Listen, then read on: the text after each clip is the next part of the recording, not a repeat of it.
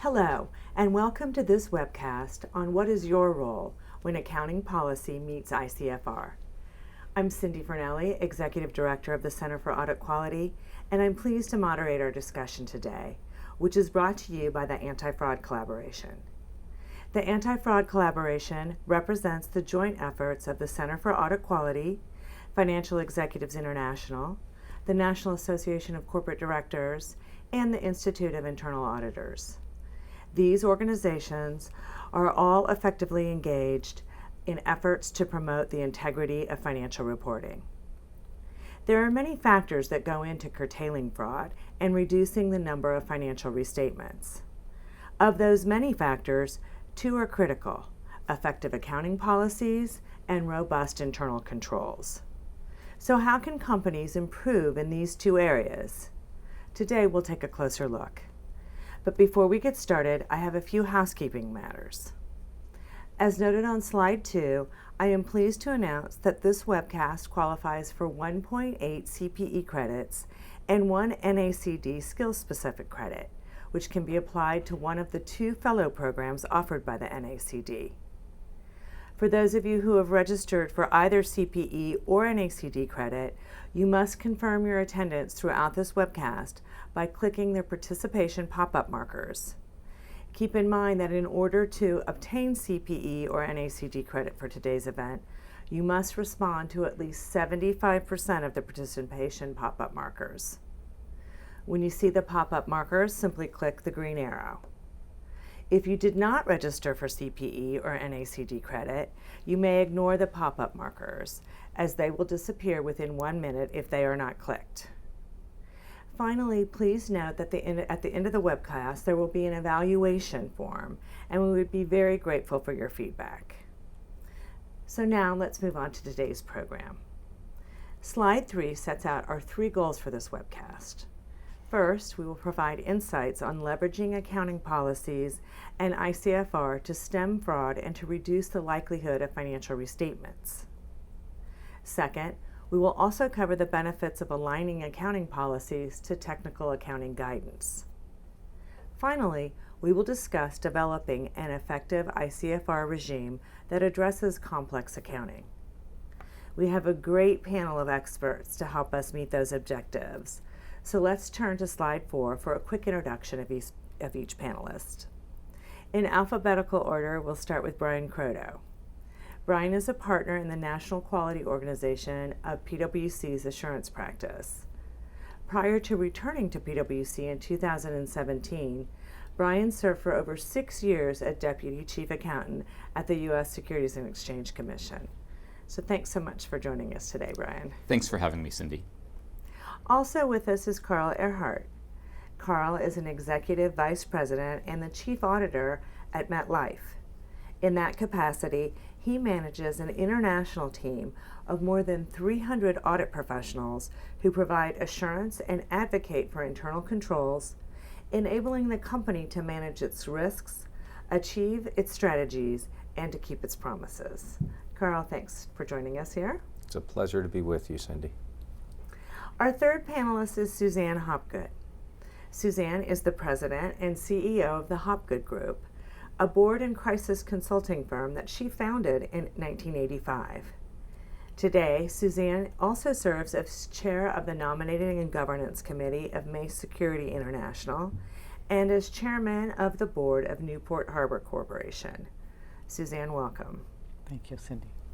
And last but by no means least is Linda Dukakis, who is an executive vice president and the corporate controller at American Express.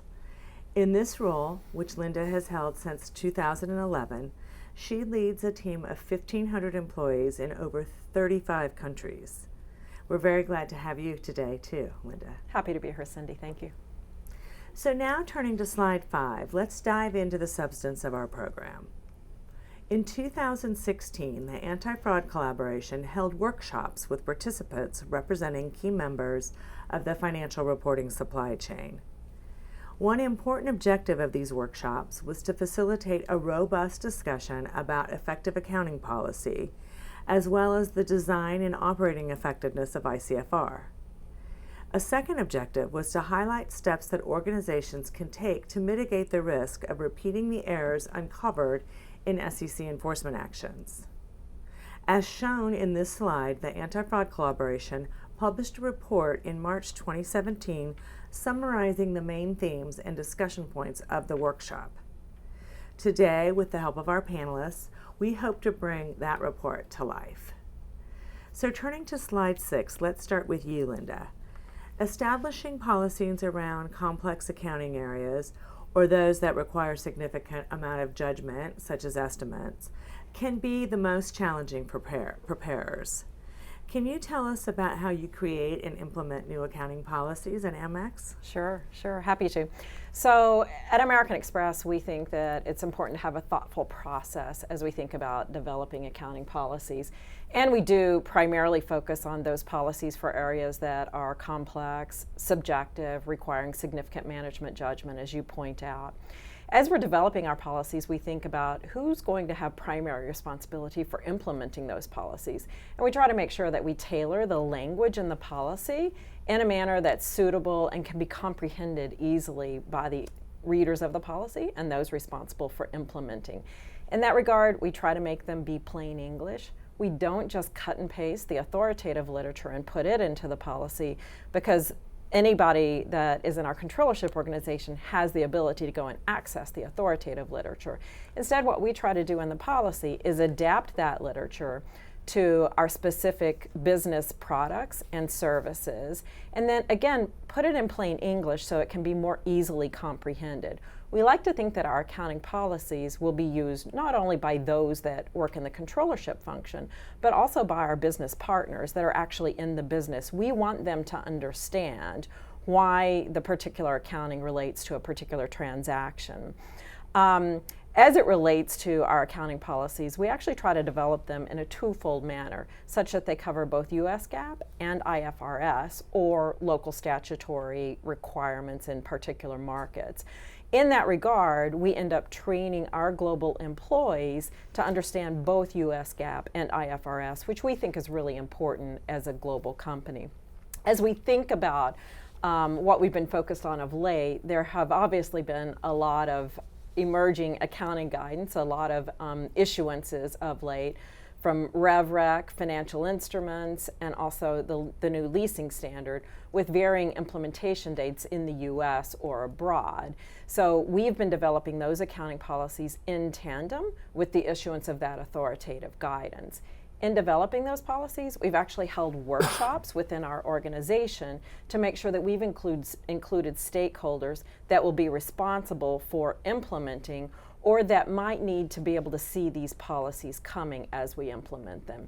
So we've included stakeholders from, of course, the controllership organization, our tax colleagues, technology, risk, investor relations, treasury, and many, many other areas that we all think are important for them to have an understanding of these policies as they're in the formative stages, so that they can anticipate our implementation. We have also, from an ICFR perspective, been mindful about internal control over financial reporting and have attempted to design our new processes in tandem as we develop the policy. So we've kept the policy and the processes in sync. We've involved SOX colleagues, our internal audit colleagues have been involved in the process, so that we have extra eyes looking at the development of the new processes in tandem with the policies. We've looked at them from a pre-implementation perspective, and we think that will position us well from a post-implementation perspective. Great, thank you. So Brian, give us the external auditor perspective. How do you work with management to review new accounting policies the way that Linda just outlined? And when does the external auditor weigh in on management's policies and judgments? And I'm particularly interested how you make sure that you don't cross that independence line. Yeah, sure. Thanks, Cindy. Let me start just by offering my congratulations for the work that's been done by the Anti-Fraud Collaboration Group. I did attend, as you know, the New York session, or part of the New York session, and really thought that there were some very helpful insights that came out of that, and including I've also read, of course, the March report that was issued, and for anyone who hasn't read that yet, I do think it's worth your time. Getting to your question, I'll start with the importance really of a two-way communication between management and auditors. This benefits management, it benefits the auditor, it benefits reliable financial reporting, and ultimately investors. Involving auditors early allows them to offer their advice and suggestions, and also allows them to better plan and execute on their audit, and hopefully avoid surprises later in the audit process that could arise otherwise. That said, there's obviously an important balance, and you mentioned independence. There's an important balance, and management needs to own their implementation process from both a technical and process perspective, as we've heard Linda sort of describe just now. And so there's an important balance here. Providing support at times, some management teams do look for more support than would be appropriate to come from their auditors. In those circumstances, PwC and other firms, for that matter, do provide those kinds of services to non-audit clients as well. So to be sure, maybe just turning to slide 7 for a moment, if we reflect back on some guidance that the PCAOB and the SEC issued, actually they were both Commission and PCAOB board statements at the time, you'll see on slide 7, and I'll just read it. The Commission statement said that the SEC encourages frequent and frank dialogue among management, auditors, and audit committees with the goal of improving internal controls. As long as management determines the accounting but does not rely on the auditor to design or implement the controls, the SEC does not believe that the auditors providing accounting assistance in and of itself constitutes a violation of the independence rules. And then turning to slide 8, similarly, the PCAOB had a statement in 2005 around the implementation of some revisions or updating relative to implementation of SOX. Companies contemplating a transaction may ask the auditor for assistance in determining the proper accounting for the transaction. In this situation, the auditor may provide substantial help, including explaining how applicable accounting pronouncements apply to the transaction, offering sample journal entries, and reviewing management's preliminary conclusions. And so, Cindy, I think there's a lot that can be done in the bounds of implementation of new accounting standards and new accounting policies. To be sure, there does come a point, obviously, where the auditor is in a role of performing the audit in connection with either interim review procedures or the year-end audit, and to the extent a material misstatement is identified, certainly the auditor would be in a position of evaluating whether there are control implications to that identification. But that should not preclude lots of good communication that starts early in the process. Excellent, thank you. So, Carl, I want to turn to you now as the internal auditor on our panel.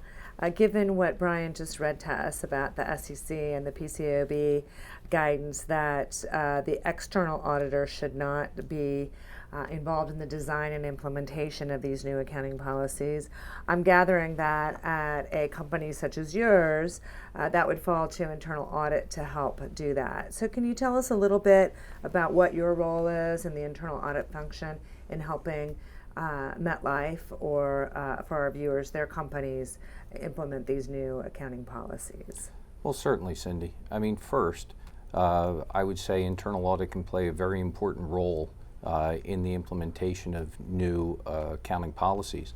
Listening to what both Linda and Brian, said earlier, as I think of the work we do here, we work very closely in a three-legged stool, right, between the accounting controllership, the external audit, and internal audit to implement these policies. I mean, to put it in perspective, we have 24 accounting policies that we're currently implementing between both GAAP and IFRS. So there is a lot of work to be done here. Slide 9 really lays out a process which Linda really kind of mentioned, right? Where if you think of new pronouncements coming out, right? What can internal audit do? Well, we can look at the governance, right, that management has over the whole process of implementing policies, and some of these policies can take years, right, to implement. So this slide really lays out as the policies are proposed, right, and the things that you can do upfront and early on to influence the policies before they become final. Looking at the impact analysis, how that's really going to impact our financial statements, our products, and then having an implementation plan to put that through. So I think of what we do in terms of governance, right, over the whole process, making sure that that's working, being involved in the pre-implementation process, and really having a good implementation plan to get these things to businesses as usual. The things that we'll spend time looking at is really that process that management has gone through, really the documentation of decisions, right? So Brian mentioned, not being able to implement the policies, but to really consult with the chief accounting officer and get to the right answer. All of that has to be documented, and we can play a really good role in making sure that that's complete.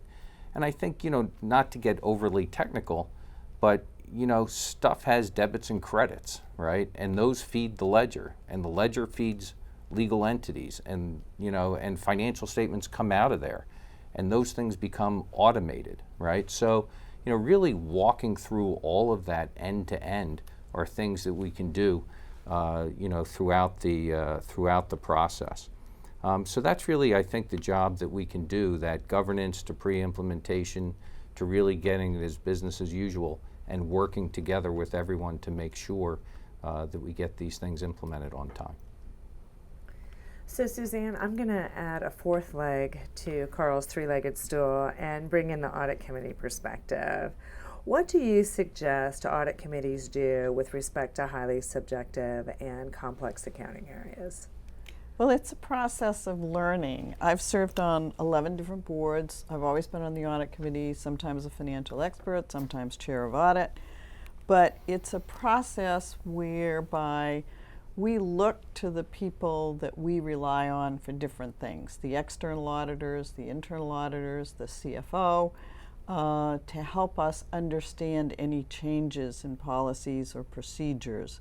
And as something comes up, we're looking usually, first of all, to the external auditors for a clear understanding of what the changes are, and the CFO for what that means to us as a specific company. And then to all of them, again, to say, okay, what procedures are going to be put in place? How is that process going to be tested? How are we as an audit committee going to know if there's a deviation from policies or practices that have been, procedures that have been put in place? How will we, who's coming to us and sharing that? Who's going to be monitoring that? Is this going to be a change in the scope of work for the auditors? Do we add something additional to that process?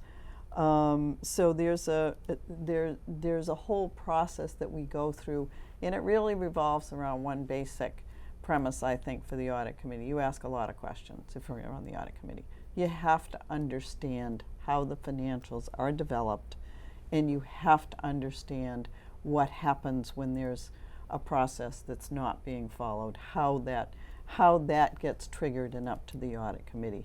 And I'll use an example.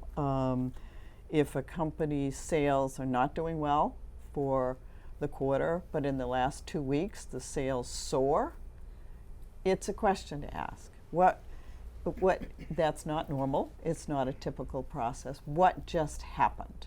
Now there may be some marketing promotion, but there's a story that needs to be told. There are questions that need to be asked around that deviation from the norm.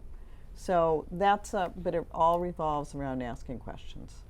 And you ask questions of the external auditor, the internal auditor, and the controller, I'm guessing, yes? Yes. All parties. Yes.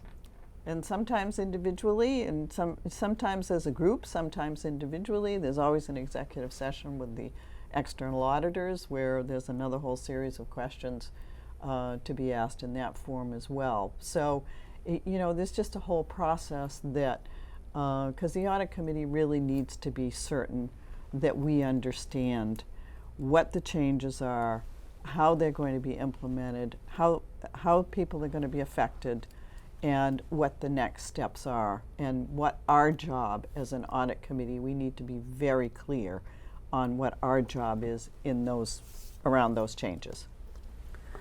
So, Linda, you mentioned the new accounting standards that are coming up, RevRec, leases, and credit losses, and we will do a deeper dive on those in just a moment here. But looking at slide 10, I also want to spend some time when there's been a policy in place for a while.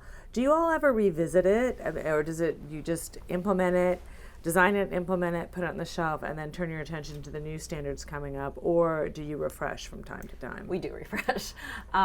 So we have dozens of accounting policies at American Express, and we take those policies, much like you see on slide 10, and we kind of put them into risk buckets, so to speak.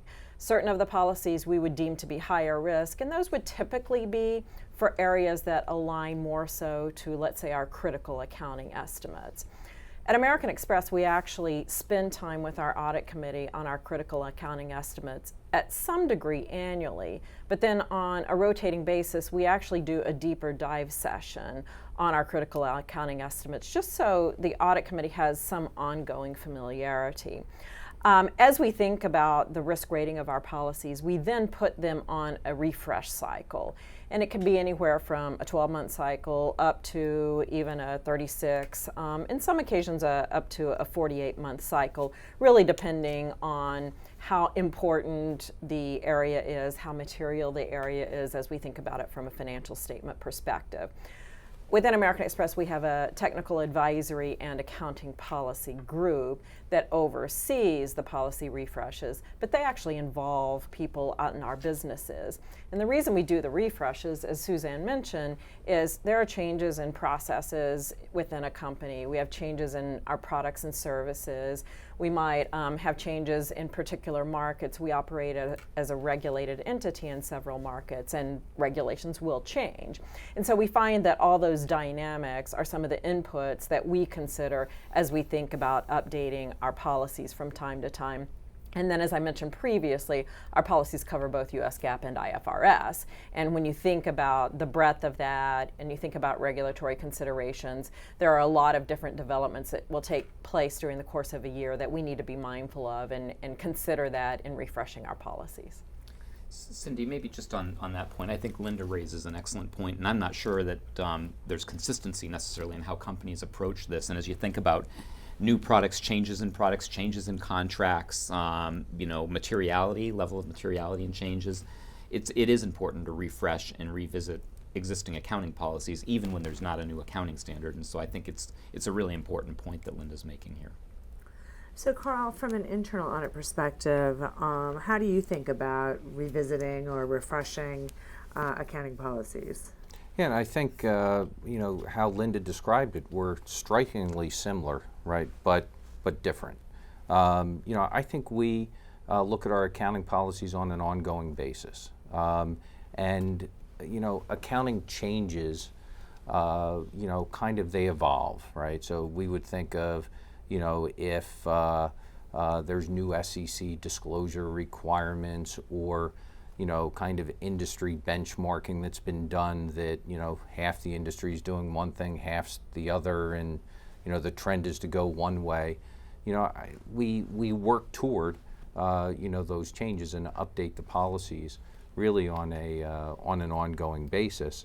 When something changes, I would kind of go back to that same process, right? That depending how large or small it is, you're going to go through the gap analysis, have an implementation plan, right?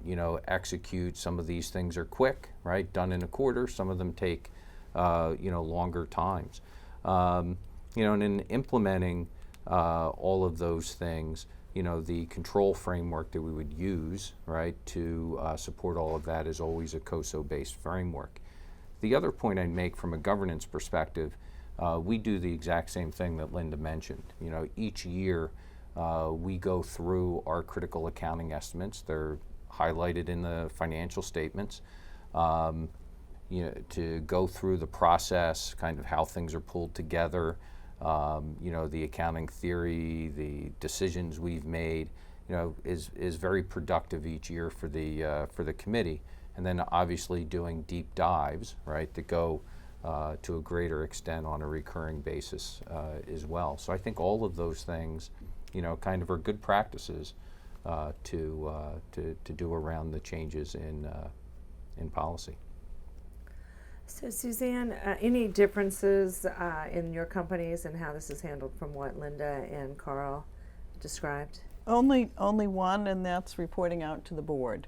And I would say one of the things that we ask is of the CFO to tell us if there are any changes from the prior year. We start a conversation with, are we looking at any changes in anything from the prior year, in estimates and policy and procedures? So let's start with any changes and make sure we understand that.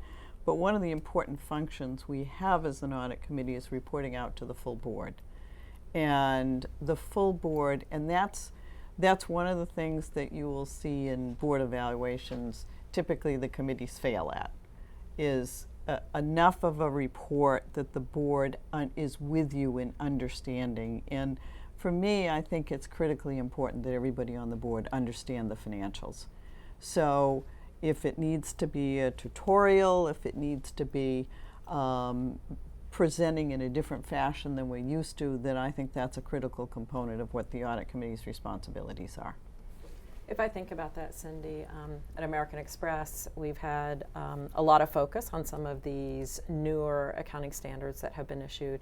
If I think about revenue recognition and financial instruments, for example, we've actually gone to the board or to the audit committee of the board, and we've shared with them what our implementation plan is, what our preliminary conclusions are, how we're keeping tabs on the way the industry is thinking about implementing the various new standards. And the board has found that to be very informative, very valuable for them. And again, if you think about the financial instruments standard, as you mentioned, as it relates to credit reserving, and it's got multiple dimensions, but the credit reserving piece of it takes effect in 2020. We've already had a deep dive with the audit committee on that. Revenue recognition takes effect beginning of 2018. We've already had a couple of sessions with the audit committee on that. And so I do think it's important to focus on it from an emerging accounting standard perspective as well. We have once a year, just on the calendar with the audit committee, a session to review emerging accounting standards. And so even 5 years ago we would have had or normal course. And then the level of detail you go into as the standard is closer to issuance is obviously more granular. Well, it's interesting because you've mentioned we're 10 minutes into the webcast, and we've talked about the new RevRec leases and credit losses standards that are going to go into effect in the next 3-year period, which is a lot of change all at once. So I do, looking at slide 11, want us to spend some time talking about the implementation of these new accounting standards. So Suzanne, I'm going to start with you. We've heard the chief accountant at the SEC talk about this, that our company's ready. There have been a number of polls and a number of studies that I think lead the SEC and others to think that not all companies are ready for these big changes. So what are audit committee's concerns with respect to the implementation of these new accounting standards? We want to make sure we're ready to begin with. So we want to start and I think Brian made the point, you want to start having a conversation very early on. You don't want to be 5 minutes from implementation and now you're having the conversation and everybody's rushing around. You want to start the conversation very early, and so that we all understand the impact and the impact of the changes, what the procedures are, how they're going to be reported, how they're going to be audited, how they're going to be reflected in any updates of scope of work. What are all we want to be at a place where we understand what all the procedures are that go into these changes and what we need to be looking at as an audit committee to understand and to make sure everything has been executed the way it should be. So, Linda, during our workshops that we had last year, it was recommended that policies be tested in the field prior to implementation and then monitored for compliance post-implementation. Talk to us about what you do at Amex, if you indeed do the pre and post-implementation work, and give us some flavor. So if I think about the latest accounting standards that have been issued, we're not to the post era yet. So we're still very much in the pre-era. I referenced a little bit earlier, we've done workshops within American Express. It's just been a part of our project plans across each of these three standards. And these three standards have varying degrees of relevance and applicability across American Express. But we cast a wide net and involve a lot of the stakeholders as we put our project plan together. We would like to err on the side of over-communication, as we note here on slide 11. We would rather over-inform than under-inform, just to avoid any surprises. We've found that to be a very effective process. I mentioned before, we are global, and so if I just think about training and awareness sessions that we've had, we've made sure that we've done those at all hours of the day, and that has meant that some of our US-based colleagues who work in my technical advisory and policy group have been on Webcast in the office, telepresence at 9 o'clock at night in order to cover all the various time zones, because we do want to make sure that we're providing all of the relevant context to our global colleagues. If you think about financial instruments, that's an interesting one where the credit allowance aspect of it will actually take effect Jan 1, 2018 in IFRS markets. And so we've really tried to design our project plan around that timeline, which causes us to be even more prepared when it will take effect Jan 1, 2020 in the US. It's not a perfect process, I will give you. And what we find in implementing some of these new standards is we're not all left to our own internal processes. Sometimes there is a need to rely on a third party who will bring a solution to the table to help you implement these policies. And sometimes we are beholden to their timelines or their release schedule, which complicates it because it doesn't leave us within our complete control of our destiny.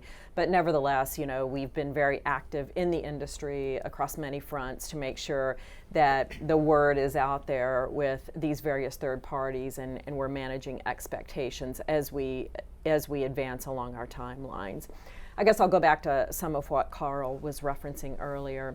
And as we've thought about these emerging standards, and as we've redesigned our processes and then developed the accounting policies in tandem with the redesign of the processes, we have made sure that internal audit is plugged in, SOX is plugged in, and that alignment, once again, will just help us be better positioned once we do get to that post-implementation era. So, Carl, what's internal audit's role in these pre-implementation stages that Linda just outlined for us?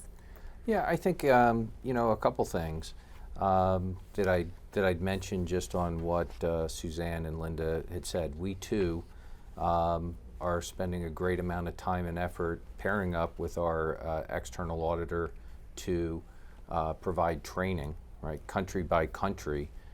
Where some of these new guidances will be implemented for our company. The other is, we'll mention, revenue recognition for the insurance industry is not as large for other industries, right? It does affect our other income revenues and such, so it does apply to us, but we have new insurance contract guidance out there for the IFRS was issued in May. It's a 2021 implementation, and the guidance from FASB is in an exposure draft. We've been talking about those guidances with the audit committee for as long as I can remember. Right? We have people involved in the industry groups, right, preparing comment letters because they impact the industry. Really, revenue recognition is very important. So, just to kind of come back to where Suzanne was, we are talking about these things on a regular basis. Same as Linda talking to the governance, to the audit committee on a recurring basis on what those topics mean. So that's the important, most important piece, I think, there. And then what is our role? We really kind of get through that whole governance process of that implementation. And I think the things that I probably haven't mentioned before then is, really the documentation, not just of the policy itself, but also the SOX documentation, the workflows, the key controls. All of those things are things that we can play a role in helping document to make this work, right, when implemented. So moving on to slide 12, Brian, talk to us about best practices that you're seeing. I mentioned that there is some concern that not all companies are ready for the new revenue recognition implementation.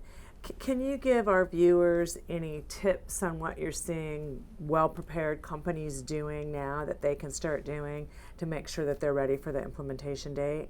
Sure, let me do that. And let me start, though, by maybe following on to some of the comments that have been made and what's at stake here, Cindy. I mean, if we reflect on financial reporting over the last 15 years or so, obviously there's been a tremendous amount of progress in the reliability of financial reporting.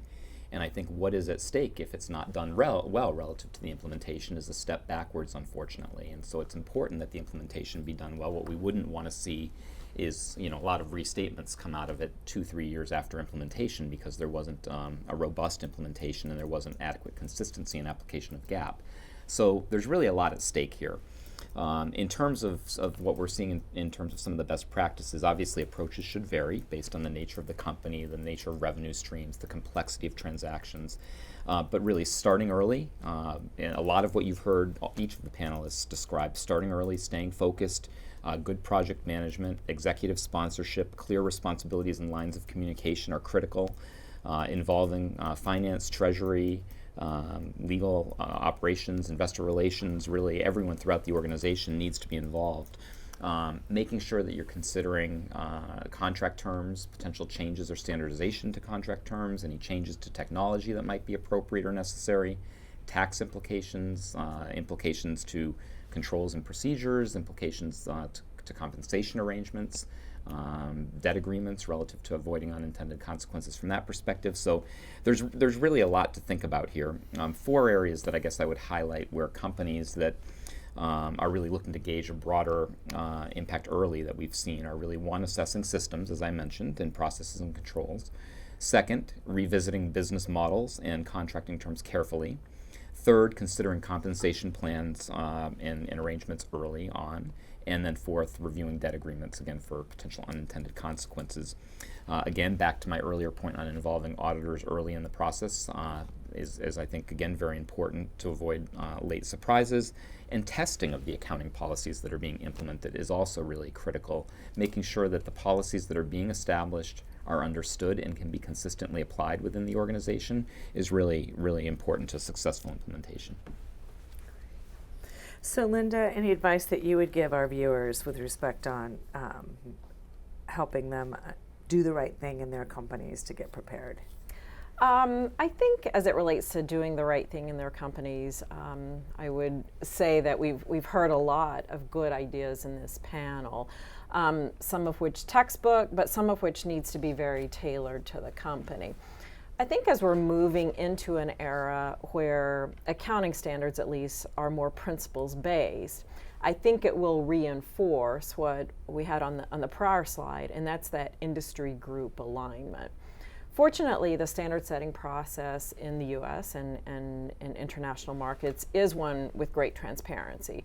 So you can see the standards taking shape, and as preparers we actually have, and as you do, Cindy, as well, the opportunity to comment as these standards are under development. And so that's a very good governance process.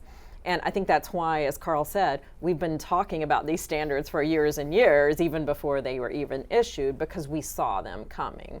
To the extent we can get more involved in industry groups, and as you're aware, I'm active in FEI, and we're able to make our views be known and in some ways shape and influence the policies, all with a level playing field, all just making sure that the standard setters have the right facts and can therefore make the policies on an informed basis. But I think as we move to more principles-based standards, there will be more room for interpretation. So there will be more of a need for alignment, whether that's alignment within the industry, alignment with your external auditor, or the external auditors aligning with the SEC. So that alignment in a principles-based environment is very important, and it's one that takes a lot of collaboration across the industry and across other preparers. So it is advised to not just try to go it alone within one's company in order to implement a policy. It's really important to tap into the great knowledge base that's out there to make sure that you're implementing with eyes wide open.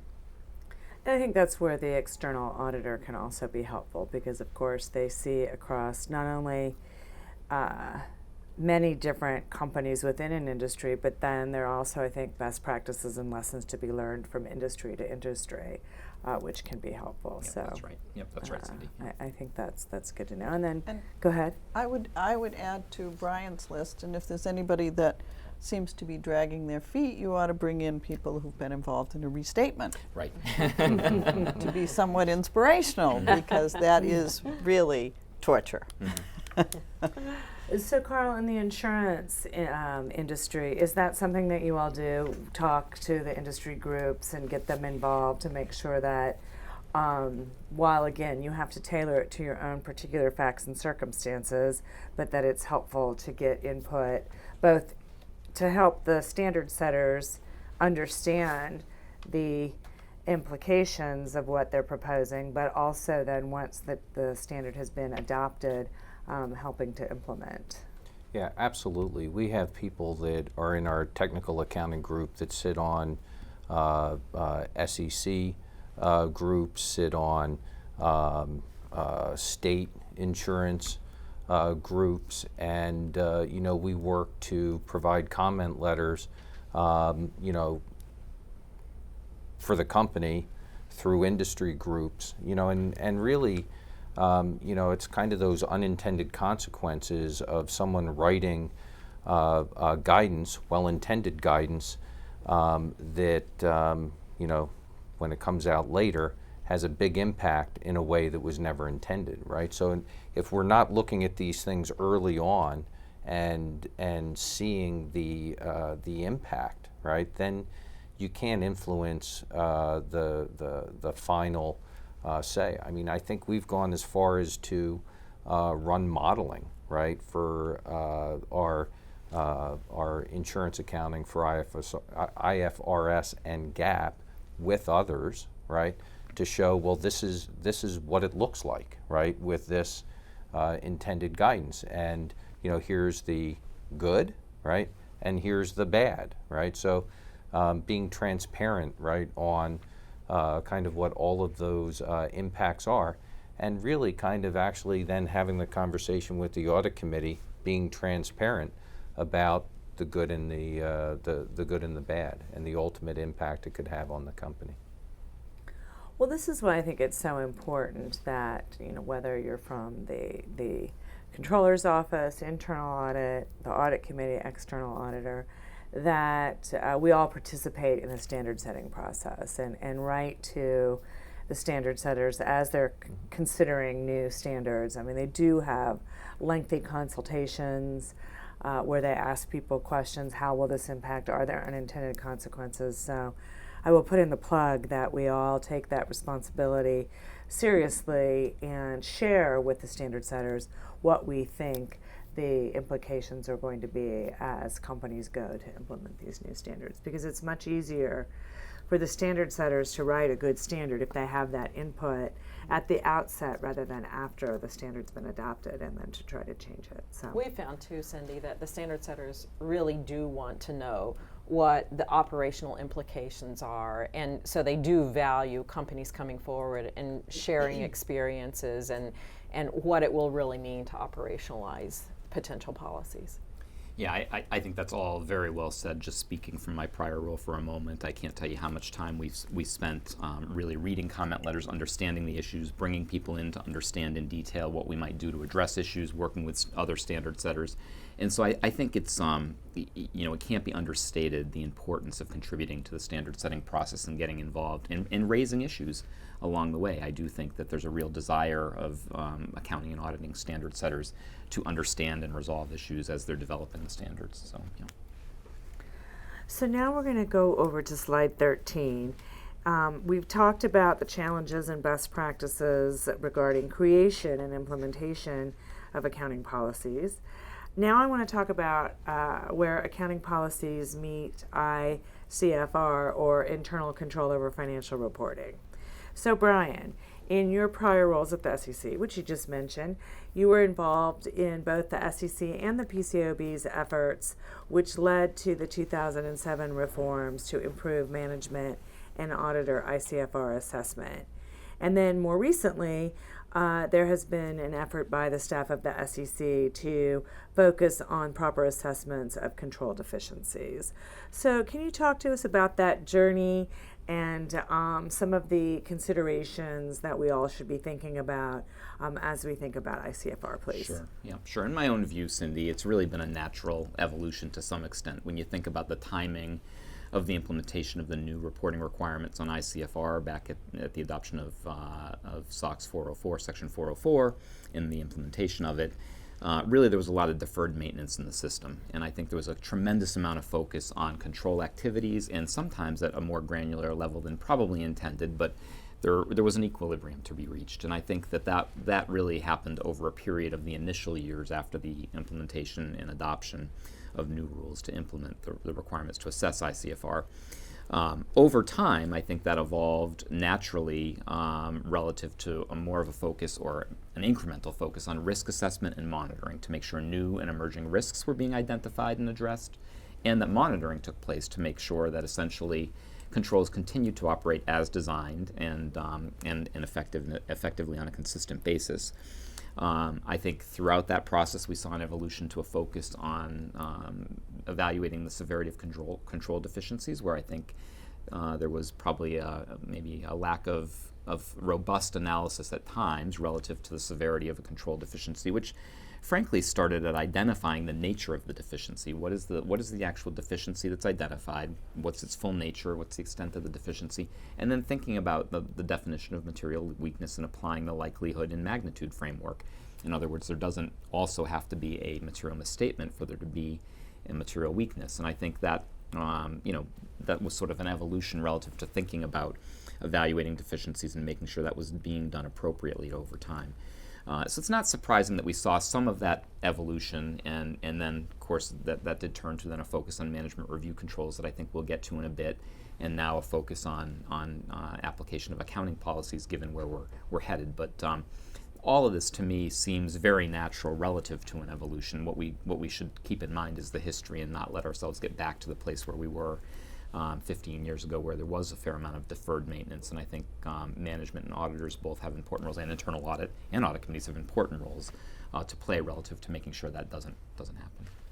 So I'm going to pause on our ICFR discussion because we've gotten some questions from the audience going back to the new standards.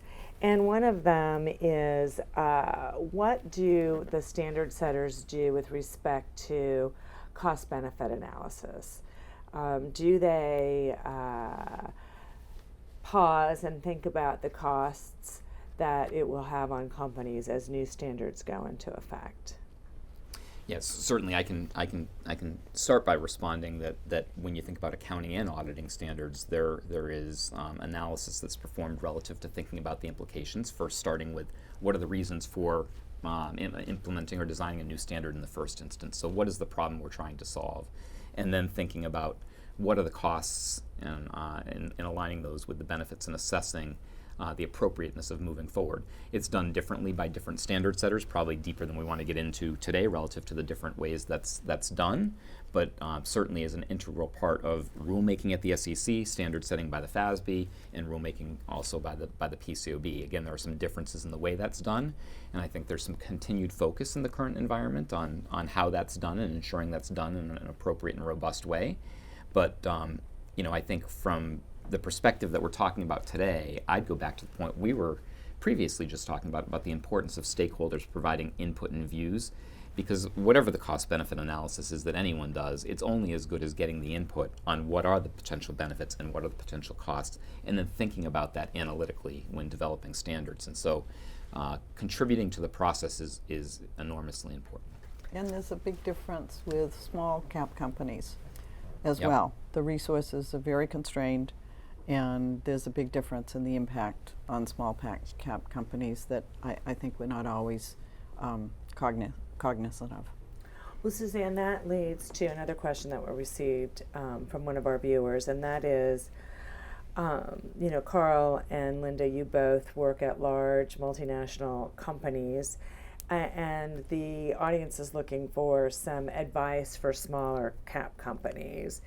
And so, Brian, I'm wondering, you as the external auditor, do you see that both the implementation of new standards and ICFR, frankly, they're meant to be scalable. Mm-hmm.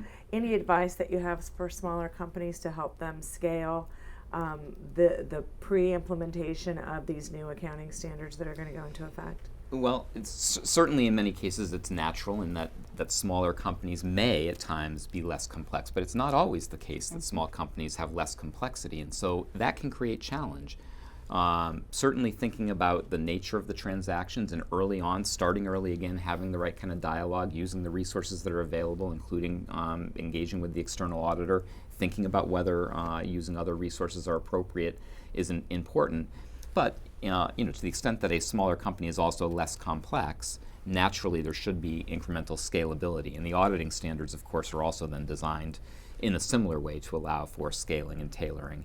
That's also true for ICFR. So as you think about accounting standards, if you think about auditing standards and ICFR for both management and auditors, that's certainly an intention, and it should be natural. But again, I can't help but go back to the previous point that it's only as good, all of that is only as good as understanding the feedback from the smaller companies when the standards are being developed, so that any particular issues can be contemplated in that process. Another question that we've received is that there is a feeling out in the marketplace that the SEC is commenting more frequently on the quality of a registrant's disclosures with respect to the expected impact of the new standard. And are you all seeing that in your practices? I'm happy again to start there with respect to SAB 74 disclosures. I think there has been, in fact, Chief Accountant Wes Bricker has recently spoken about the importance of enhancing the robustness of SAB 74 disclosures with respect to revenue recognition, which is only 2 quarters away for many companies now.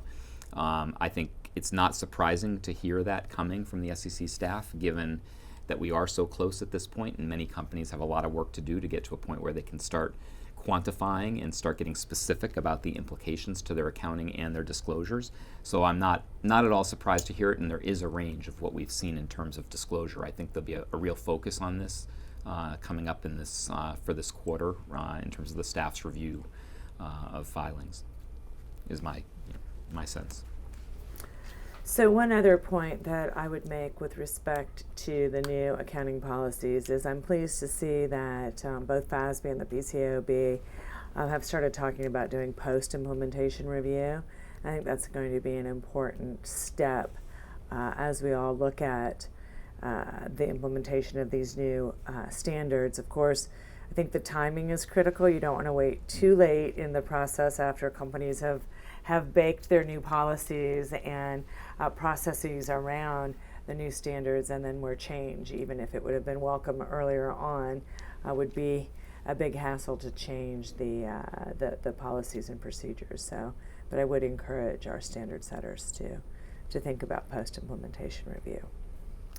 Okay, so going back to ICFR considerations, back to slide 13. Brian, I'm going to stick with you just for a moment before we turn to Linda, Carl, and Suzanne. But you've been involved in advising audit teams on the matters, both when you were at PwC prior to going to the SEC, in a different role at the SEC, and now back at PwC. What should companies be thinking about specifically with respect to internal controls and the new accounting standards? Yeah, so again, I think we've talked a lot about this already. I think it's important that the implementation, well, let me step back and say I think the new accounting standards have shined a brighter light on the need to focus on accounting policies and accounting standards being implemented appropriately and the controls around them. So I think this is not new. This is something that we've done all along. It's just that there's a brighter focus on this right now. We're entering a time when it'll be especially important for companies to have good process around this. Now is really the time for management to step back in the context of revenue and think about whether they're ready for it, whether they've got the process we've sort of described today. I think many of us have been describing today. And also, again, as you think about not just the accounting, but also the disclosures, we talked about SAB 74, but the footnote disclosures and communications with investors relative to what's coming, just not through SAB 74 disclosures, but more broadly, making sure that that the right messaging has been done. Undoubtedly, it's a journey that we're on here over the upcoming years relative to implementation of new standards, and early engagement in thinking about controls early on in the process, updating your processes, thinking about IT systems, thinking about involving the right people throughout the organization on an ongoing basis throughout the entire implementation. All of those things are going to be critical to this being done well. So, Linda, how does MX include or update your ICFR documentation? Is it something that you do on a day-to-day basis, or is it a separate SOX exercise?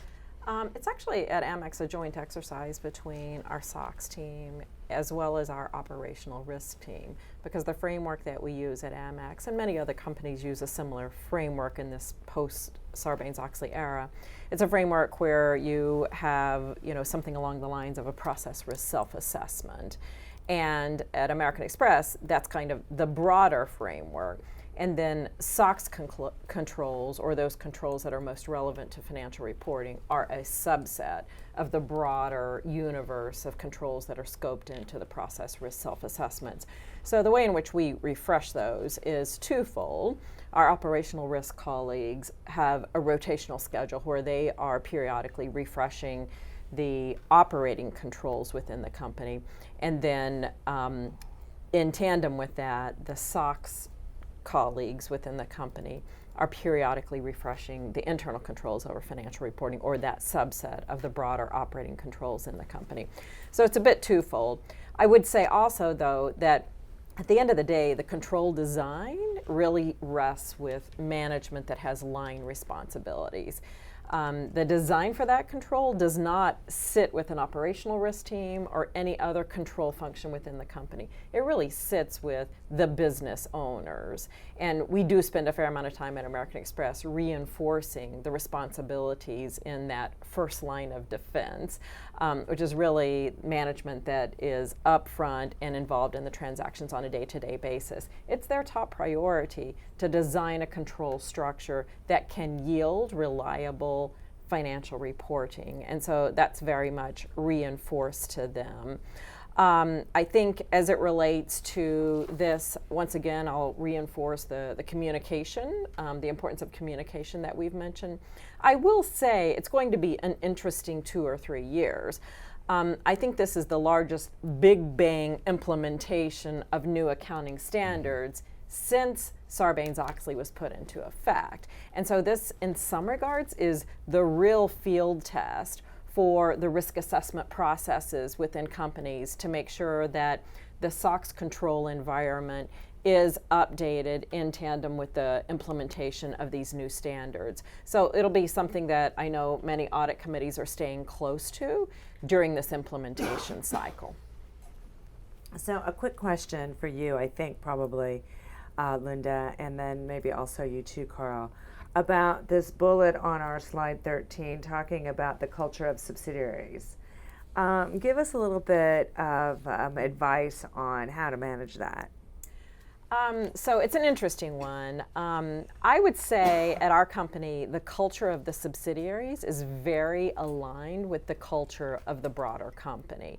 And I'm fortunate to be the controller at a company that has a really strong tone at the top, one that is very much aligned with core principles from an accounting and controllership perspective, being integrity, making the right decisions, getting the right information, and then importantly, along the journey, making sure that we're treating our employees properly. So as I think about, and you mentioned, Cindy, that I have a global team, and so I am from time to time traveling out and visiting our businesses in certain of the markets. And I've shared with my colleagues before when they've asked, how was your trip? I said, it was great. And what I find consistently when I enter a different American Express office in a different market, it doesn't feel a lot different than entering the American Express office in Lower Manhattan because of that leadership tone that's set at the top. So from an American Express perspective, the culture of the subsidiaries is very much aligned. I am fortunate in that I actually do have controllership colleagues in about 30 of the markets, so that's pretty good coverage, and that enables us to be able to be there right in the markets to make sure that we're able to keep a pulse on the culture in those markets. Yeah, I think, look, when we talk about culture and tone at the top, all of the ethical considerations, right, all of the things set up the way they should be from the top are very important. But when you get to kind of subsidiaries and how they interact, I think you kind of get to that fun discussion of, what's your operating model, and solid lines and dotted lines in a lot of these companies, where do things report? So, the company that I work for, Met, is very similar to Amex in how Linda's describing. But there are reporting lines, right, independently from the local reporting lines that come up to the controllership, that everyone that works in internal audit reports to me. There's common policies, common practices throughout, the globe. So, it does promote a common culture. Now, if it's a federated, right, type of model, companies can be very different from place to place, which obviously requires additional, controls to be in place, additional communication that really push toward transparency. I think whether federated or whether it's solid reporting lines into the center, which does happen to be the case at our company for all of the control functions, they do all report up into somebody that's in the corporate aspect of the business. But I think what's really important is to not get too caught up in the reporting lines, and more importantly to establish the right relationships so that control functions, for example, a controller can have a seat at the table at the right time as transactions are falling into place. And we found that to be very important. And so what that means is sometimes you've got to make sure that the employees that you have in various subsidiaries understand that they've got to wear a couple of hats. They've got to wear a hat that's important to that subsidiary, and they're approachable and they're known for being a good partner and one who can be reliable for providing advice that the business can act upon, but then also communicating up the chain so that all of the right parties are informed of any advice that's given. So it's that vertical and horizontal communication and partnering in relationships despite any reporting line that's really important too. So Suzanne, moving on to slide 14, this brings in the audit committee, right? Part of your job is to make sure that these various considerations are happening and that these lines of communication are open. So how do good audit committees go about addressing these different issues? Well, one of the things that I always want to know when there are changes like this going on is who's impacted. Is anybody's bonus impacted as a result of changes? Is anybody's compensation, is anybody's job description going to be impacted? Because these things have ramifications. These are unintended consequences in some extent, and that is the audit committee's responsibility in understanding unintended consequences. what happens in the implementation of all of this. So I want to hear from different people in this process, not just the internal and external auditors and the CFO, but some of the business people. Are these changes going to change your way of doing business? And if so, how? And if so, who's impacted and how? And the same from the HR person. Is this going to result in any compensation changes, in any workload changes, in any incentive changes? So I think there's a whole another layer of unintended consequences of where the impacts fall within the organization as these are implemented. So moving on now to slide 15. Linda, because unusual or non-routine transactions are inherently unique, thus their names, how does Amex design and operate accounting policies and internal controls for these types of transactions? So I started touching on some of this, I think, earlier with the question from the audience on the various markets and how we apply things, because we can have complex transactions, unusual transactions in a smaller market or in a larger market. And once again, what's really important is the communication channel. When we do have people key pointed in markets, they are there to be able to plug into the conversations, as I referenced earlier. And then to the extent they are able to communicate up and get the relevant facts and circumstances on the radar screen of people at a regional level or from an overall consolidated perspective, then what we're able to do, which I think is really important, is make sure that we're involving the other people that need to be informed, aware, can help us think through a potential transaction. Oftentimes that'll be our tax colleagues, because there can be unique tax consequences associated with unusual or non-routine transactions. The other thing that we think is really important is once we've coalesced around what we think management's views are on a potential unusual or non-routine transaction, we do think it's important to proactively have some dialogue with our external auditors.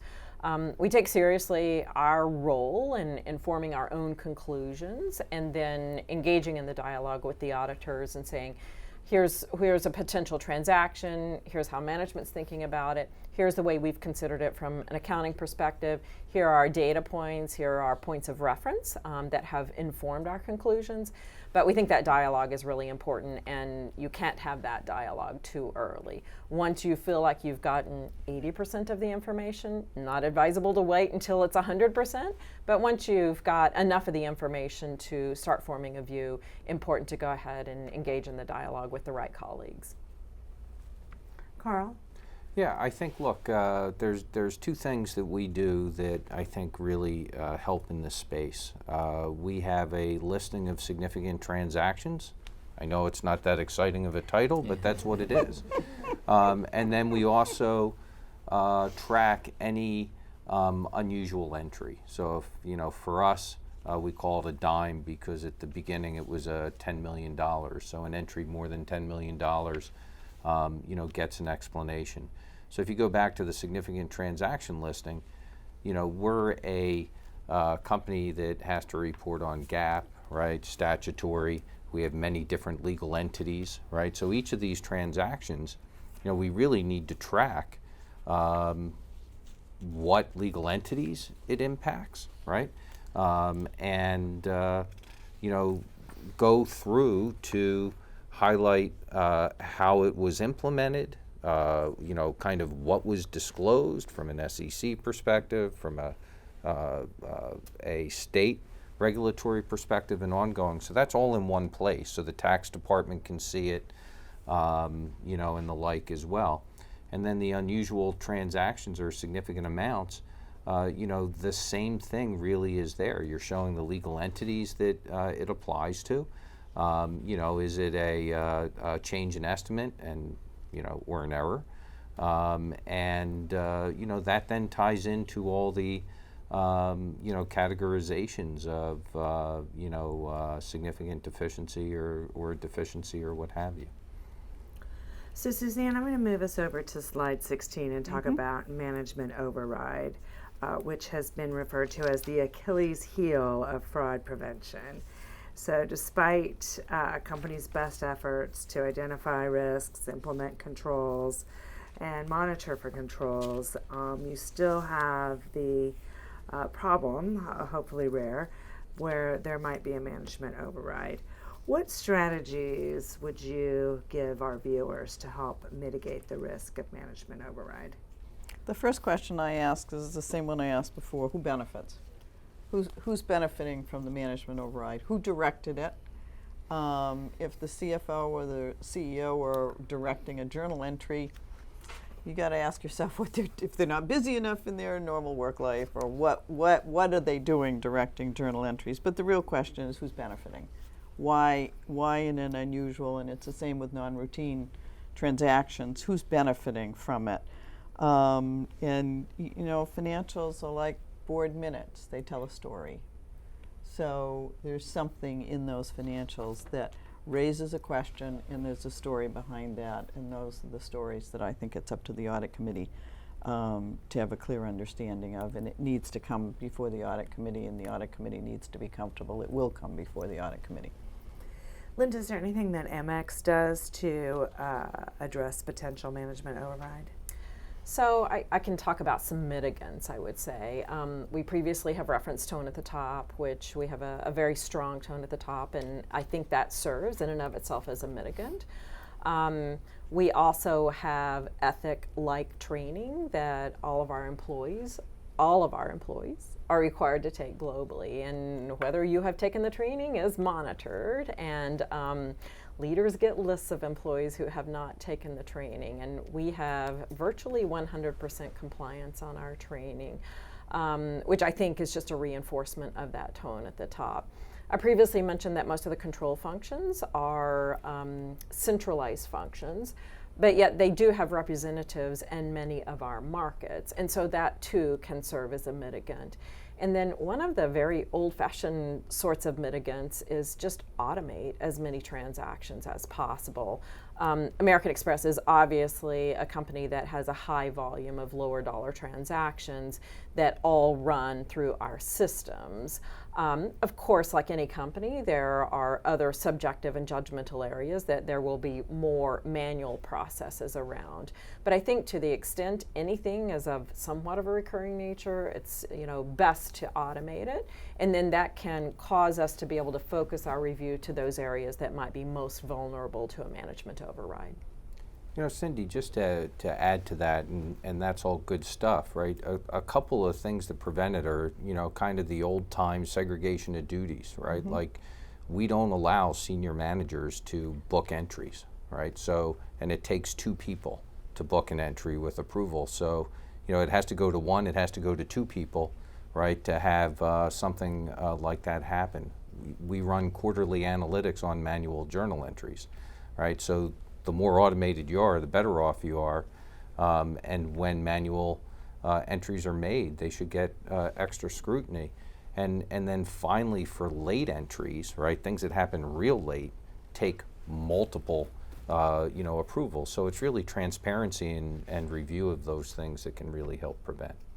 That reminds me, Carl, that over the past year we have taken a concerted effort to reduce the number of individuals who actually have the ability to even pass an entry, and have even taken it as far as reducing the number who even have access to the ledger even for analytics. And so we have a regular process now where we're looking, based on some interval, let's say 6 months, if somebody hasn't accessed the ledger in 6 months, we just take their access away, and rarely do we get phone calls. And then we also evaluate what are the pockets of individuals who are certainly booking to the ledger and then even reviewing the ledger, and we'll scrutinize that and manage that down over time as well. So Brian, we have up on the screen right now slide 17 that talks about some potential warning signs as we're talking about tone at the top or culture. Yeah.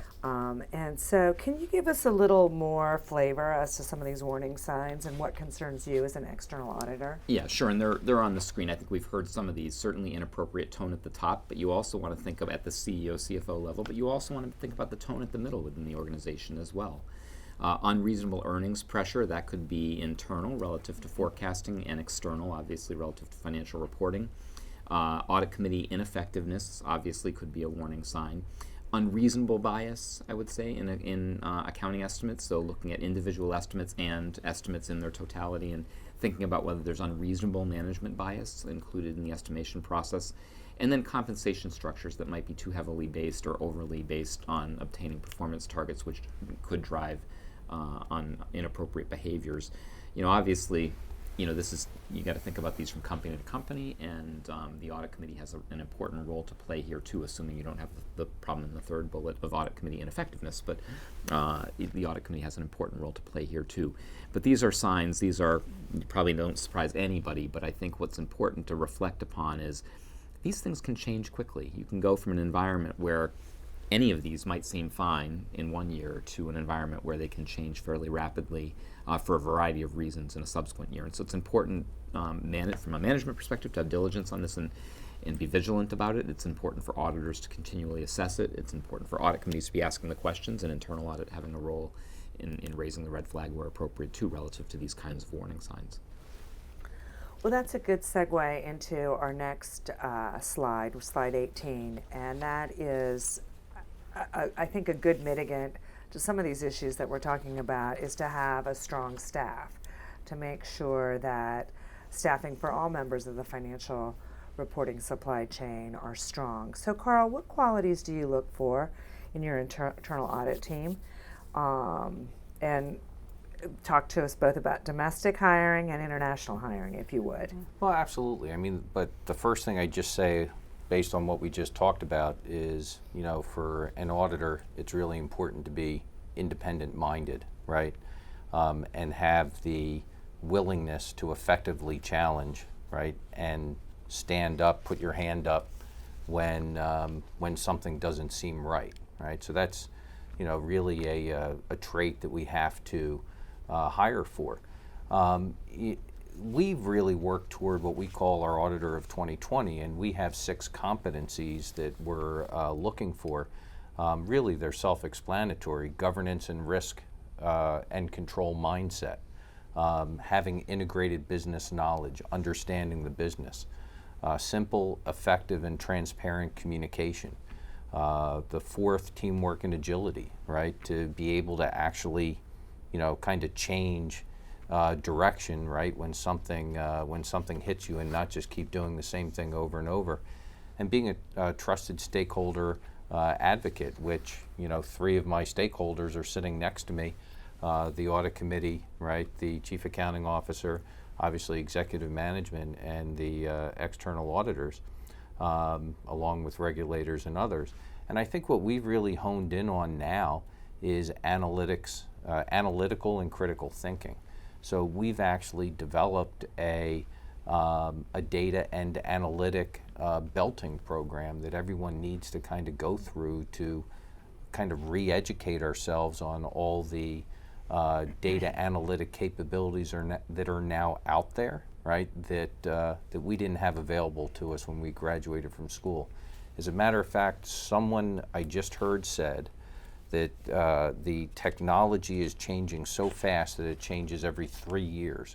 So basically, when you graduate from college, what you learned your freshman year isn't even applicable anymore. So we kind of look at that and say, hey, we all need, right, to continue to go back to school for data governance and analytics. So that's really the skill set. We'd like to have people understand more than one thing, right? So if you're an IT person, learn something else, right? If you're a financial control person, learn something else, right? And we would always encourage the data and analytic training as well.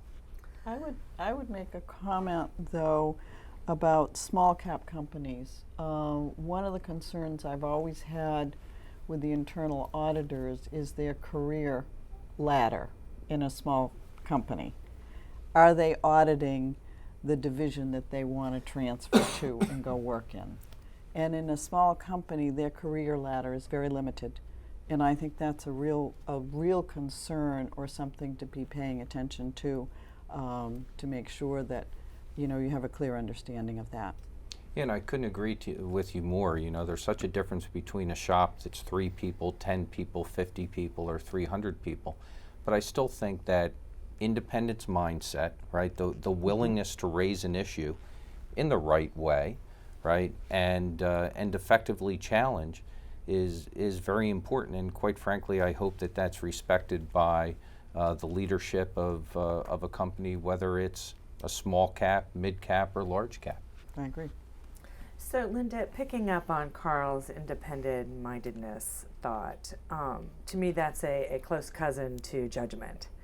And judgment's a hard thing to quantify. How do you look at people within your team and train them to be more critically thinking or more independent-minded? And how do you help them document their decisions appropriately? So probably a couple of different ways. First, if I think about the first step, and that's hiring the people.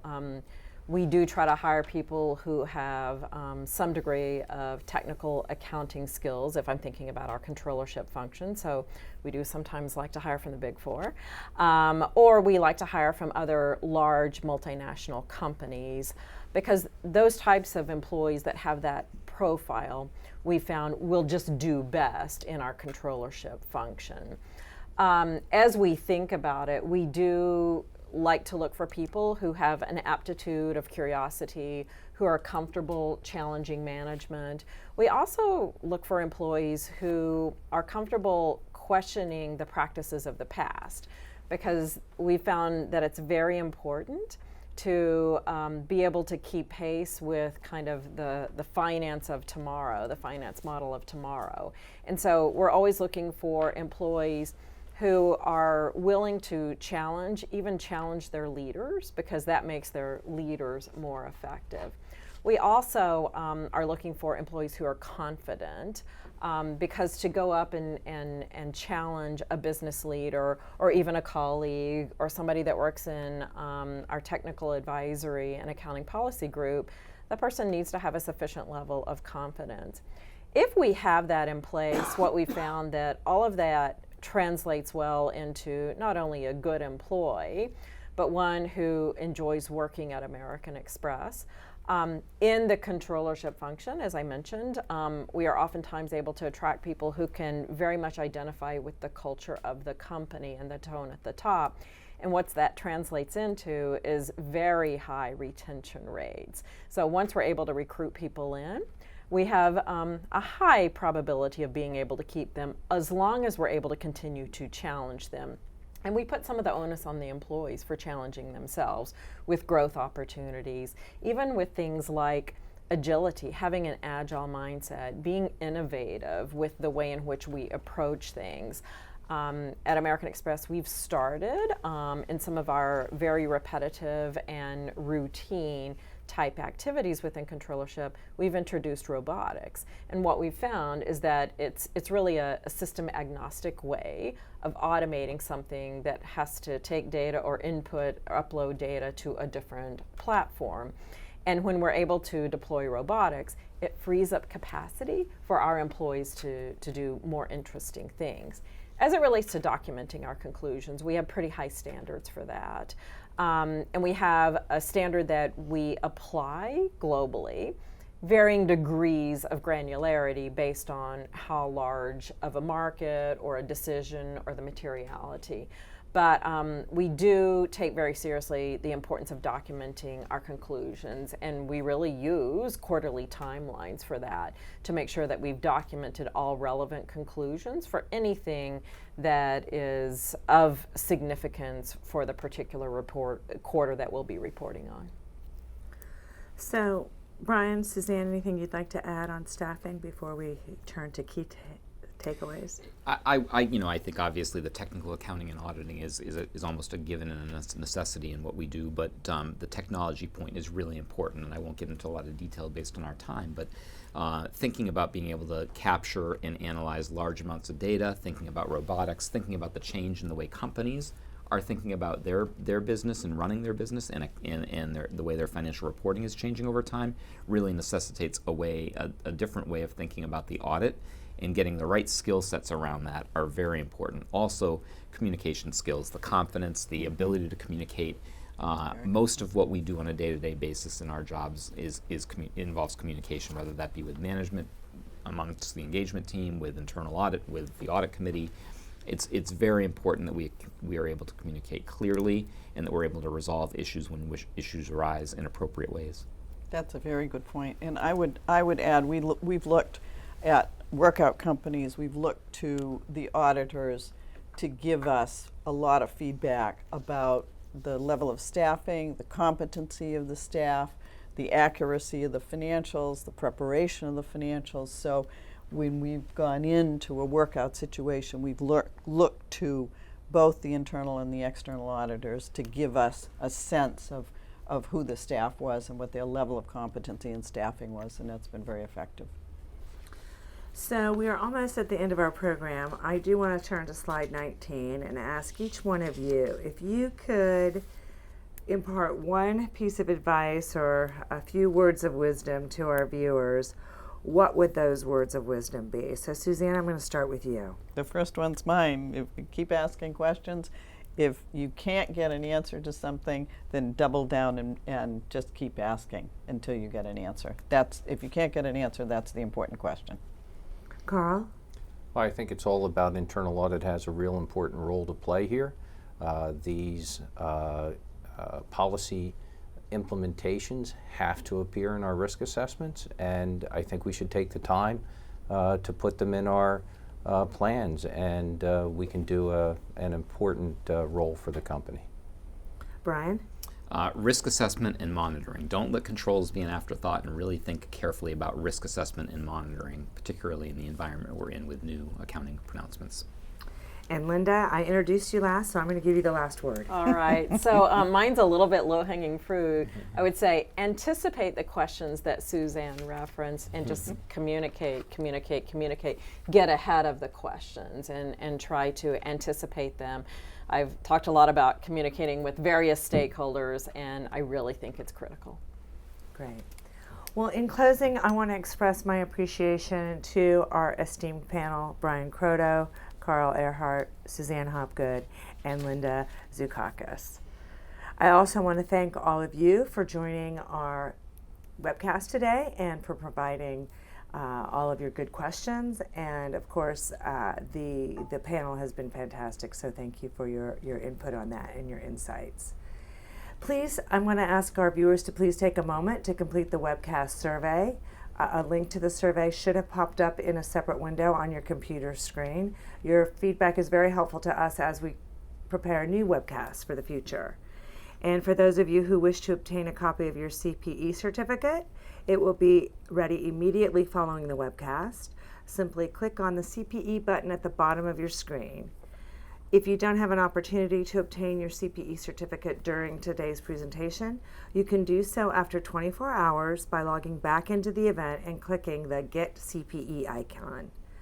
If you have any questions regarding NACD credit, please contact the NACD directly. Colleagues who were not able to join us today can view an archive of this webcast, which will be available soon on both the CAQ's and the Anti-Fraud Collaboration's websites. With that, I'm going to close. I'm Cindy Fernelli of the Center for Audit Quality, wishing you all a pleasant day.